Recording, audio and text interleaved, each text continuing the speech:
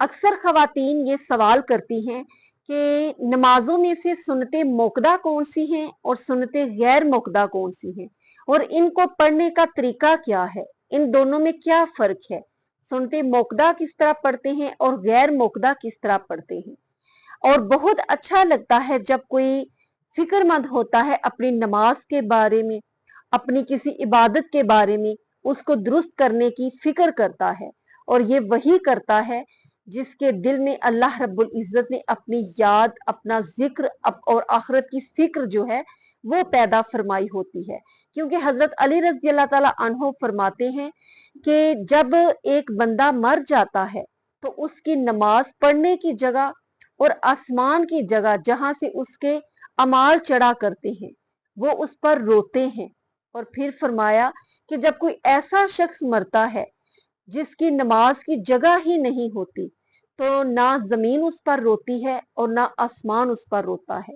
यानी कि जिसने कभी नमाज पढ़ी ही नहीं तो उसकी नमाज की जगह भी ज़ाहिर है नहीं होती, तो फिर वो ना जमीन उस पर रोती है और ना आसमान उस पर रोता है। अल्लाह रब्बुल इज्जत हमें पाबंदी के साथ नमाज पढ़ने की तौफीक अता फरमाए। तो बात करते हैं कि नमाज फजर जो है उसमें दो सुन्नत जो है वो सुन्नते मोकदा है। और उसके बाद नमाज जोहर जो है उसमें पहली 4 सुन्नत जो हैं वो सुन्नते मोकदा हैं। उसके बाद जो फर्ज के बाद 4 फर्ज के बाद की 2 जो सुन्नत हैं वो भी सुन्नते मोकदा हैं। उसके बाद नमाज असर में आ जाते हैं। नमाज असर की जो पहली 4 सुन्नत हैं वो सुन्नते गैर मोकदा हैं और उसके बाद 4 फर्ज आ जाते हैं। और ये आपने नोट किया होगा कि नमाज असर की ये 4 सुन्नत जो है ये कभी आप पढ़ते हैं और कभी आप छोड़ भी देते हैं, इसलिए कि ये सुन्नतें गैर मोकदा है। उसके बाद नमाज मगरिब है, उसमें पहले 3 फर्ज हैं और उसके बाद जो 2 सुन्नत आती हैं वो भी सुन्नत मोकदा है।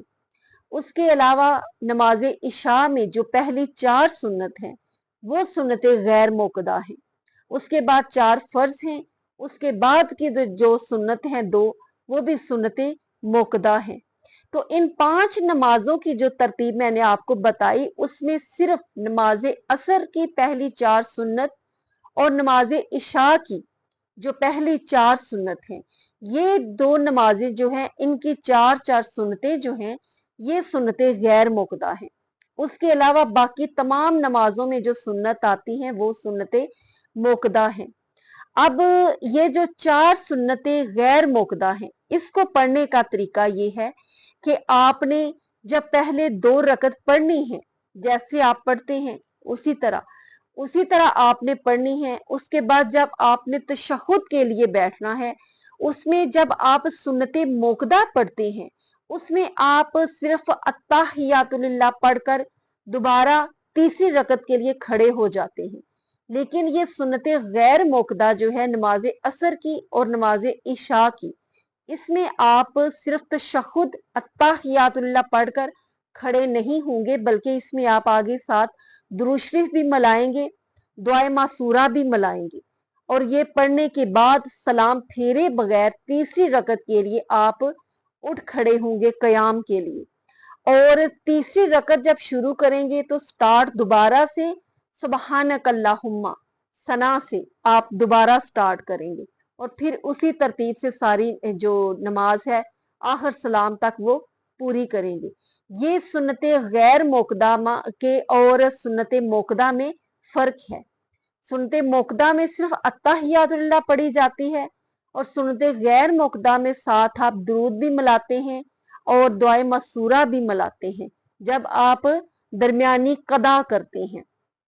और ये जो नमाज असर और नमाज इशा की सुन्नतें गैर मोकदा हैं, क्योंकि ये गैर मोकदा सुन्नतें हैं इसलिए इसमें आपके लिए थोड़ी सी परमिशन है कि आप इसको छोड़ भी सकते हैं। उसके अलावा जो मोकदा सुन्नत है वो आप छोड़ नहीं सकते, छोड़ेंगे तो गुनाहगार होंगे, आपकी नमाज नहीं होगी, नमाज में सवाब में कमी आएगी। इसलिए जो नमाज है सुन्नते मोकदा है वो आपने पढ़नी ही पढ़नी है। सिर्फ ये है कि नमाज असर में और नमाज इशा में किसी उज़र की बना पर सफर में हैं, आप या थकावट है या तबीयत का कोई मसला है या जल्दी है, तो आप ये सुन्नत जो है कभी कभी आप छोड़ सकते हैं। सिर्फ ख्याल ये रहना चाहिए कि हर रोज बाकायदा छोड़ने की पाबंदी ना बना ले, आदत ना बना ले, सिर्फ कभी कभार आप इसको छोड़ सकते हैं। इसमें आपके लिए आसानी है। उम्मीद है आपको मेरी बात अच्छी तरह समझ आई होगी। अल्लाह रब्बुल इज्जत हमें अमल करने की तौफीक अता फरमाए। चैनल को सब्सक्राइब कीजिए। अस्सलाम वालेकुम वरहमतुल्लाहि वबरकातुहू।